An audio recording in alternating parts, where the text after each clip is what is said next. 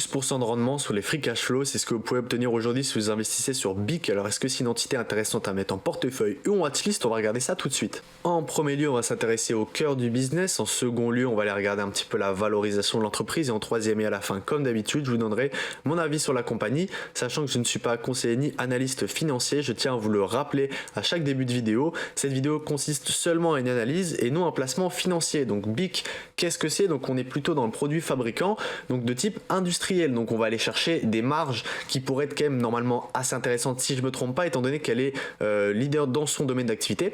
On voit effectivement qu'on a des marges brutes qui ont tendance à diminuer de plus en plus au fil du temps, ce qui est tout à fait normal. En termes de marge opérationnelle, on voit qu'elle diminue aussi. En termes de marge nette, on voit que c'est aussi la catastrophe. Alors on est en annuel, il faut aller regarder un petit peu qu'est-ce que BIC fait et qu'est-ce que BIC continue à faire aujourd'hui. Donc on voit un revenu total qui stagne, on voit des coûts des marchandises qui stagnent et des dépenses d'exploitation qui stagnent aussi. Donc est-ce que l'entreprise a un but de devenir plus efficiente? Est-ce qu'elle a un objectif particulier? On n'a pas l'air de le voir, en tout cas dans les chiffres aujourd'hui. On va aller comparer le free cash flow avec les revenus nets. On voit que le free cash flow a l'air d'être un peu plus bas que les revenus nets, donc on doit avoir un BFR négatif. Et effectivement, on voit que le plus souvent le BFR est négatif, sauf en 2020, étant donné qu'on a moins de commandes, moins d'inventaire, moins de comptes débiteurs, moins de comptes créditeurs. Donc au final, on va forcément avoir un BFR positif. Vous le verrez sur à peu près toutes les entreprises de type industriel, c'est-à-dire des entreprises qui pourraient avoir du stock. Donc qu'est-ce qui va nous intéresser sur ce genre d'entreprise? On va savoir effectivement que le rendement du capital investi et le rendement des capitaux propres vont être assez faibles, ce qui est normal. Ça va être une entreprise qui va assez peu investir sur sa croissance.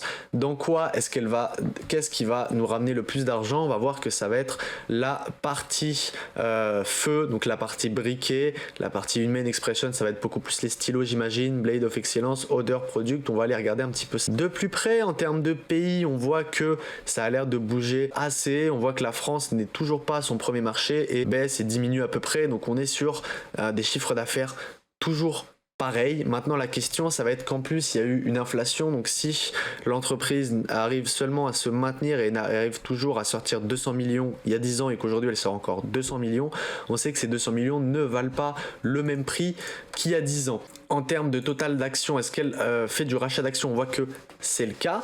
Ça, c'est une bonne nouvelle parce que normalement, une entreprise qui n'a plus besoin de faire d'investissement, si je ne m'abuse, on va aller regarder et on va aller comparer un petit peu la dépréciation avec les dépenses d'investissement qui normalement devraient être, c'est ça, on a des dépenses d'investissement un peu plus faibles, voire pas beaucoup plus faibles que la dépréciation.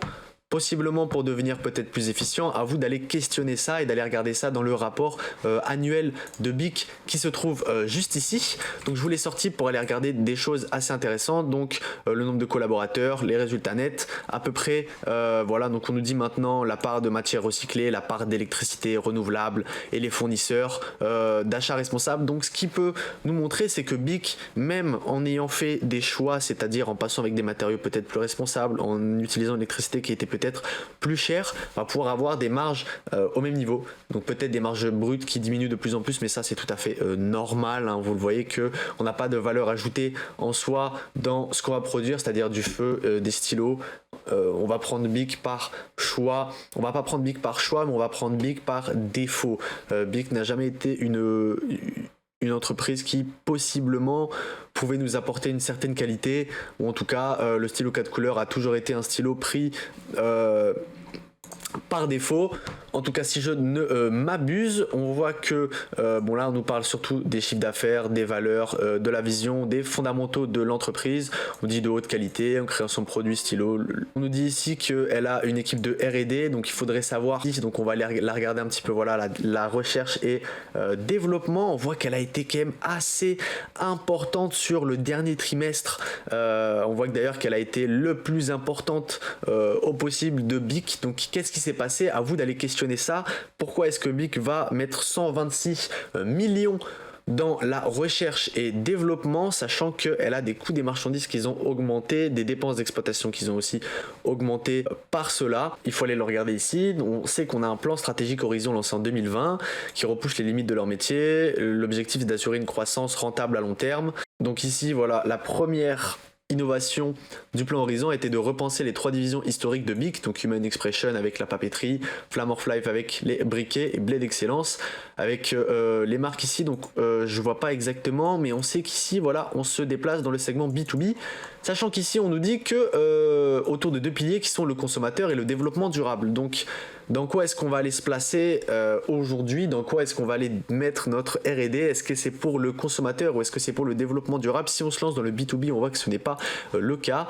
Position de leader, on voit que c'est le numéro 1 mondial des briquets avec 55% du marché et à peu près 872 millions de chiffre d'affaires, et ça représente seulement 39% du CA du groupe.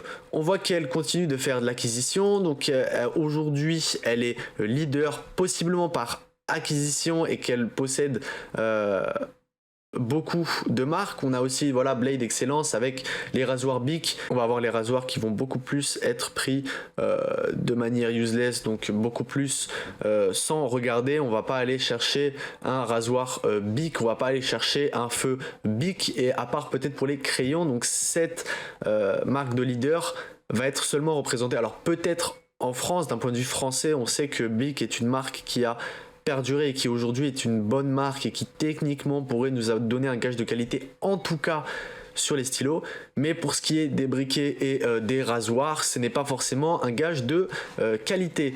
Donc maintenant on va aller regarder un petit peu voilà, le ratio prix court bénéfice. On voit qu'en moyenne elle s'établissait entre 25 et 15 fois les bénéfices. On voit qu'en 2021 on a eu quand même une sacrée baisse. Alors pourquoi est-ce qu'on a eu des bénéfices nets? Possiblement qu'ils ont diminué, vous le voyez ici, avec une baisse monumentale. Alors qu'est-ce qui s'est passé? On voit qu'on a perdu de 64 jusqu'à à peu près 45. Donc aujourd'hui on est sur un PER de 13, ce qui pourrait nous montrer qu'on est sur une entreprise qui price plutôt la croissance et un petit peu moins le rendement, sachant qu'on a un rendement du dividende à 4,30% avec un ratio de paiement à 58%. Alors pourquoi? Peut-être parce que en ce moment on va avoir de la R&D et on va avoir un plan stratégique qui va être beaucoup plus différent qu'une entreprise qui pourrait seulement vous rendre un dividende et qui se dit allez, j'ai une place de leader, aujourd'hui je peux fixer certains prix, on va se faire plaisir et on va aller tout redistribuer à nos actionnaires. Donc c'est possiblement pas le choix qu'ils ont fait, alors à vous d'aller regarder un petit peu plus loin. Maintenant en termes de valorisation, alors ça pourrait être possiblement une valorisation intéressante si aujourd'hui on pourrait avoir une croissance bonne. Si est-ce qu'ils attendent à une croissance d'à peu près 10%, oui effectivement un PER de 13 ça pourrait être assez bon, mais maintenant si on regarde en termes de bénéfices nets et la croissance qui pourrait être attendue, on aurait quand même on aurait une augmentation qui pourrait à peu près s'établir entre 5 à 6-7% je pense en moyenne. Donc en termes de valorisation c'est assez intéressant. Maintenant si vous appréciez l'entreprise BIC et que vous pensez qu'aujourd'hui voilà, elle a 12% de rendement à vous offrir sur les bénéfices nets et qu'elle pourrait peut-être augmenter son dividende, augmenter sa politique de rachat d'actions, être beaucoup plus une entreprise centrée sur voilà, une vache à lait qui pourrait vous redistribuer au maximum de ce qu'elle récupère, ou est-ce que ça pourrait être plutôt une entreprise qui aujourd'hui pourrait vous pricer beaucoup plus une croissance, c'est-à-dire que quand même un PER de 13 ça veut dire qu'elle a un minimum de croissance pour être pricée à ce prix là, sinon elle serait en dessous de 10 comme on pourrait l'avoir sur des valeurs uniquement de rentabilité, c'est-à-dire du Total Energy, c'est-à-dire possiblement aujourd'hui du Realty Income qui est sur les 11 ou 12 de PER, BTI, Altriam, etc. Donc des valeurs uniquement de rendement. Si vous appréciez ce genre de vidéo, n'hésitez pas à mettre un like et à vous abonner, et moi je vous dis à bientôt.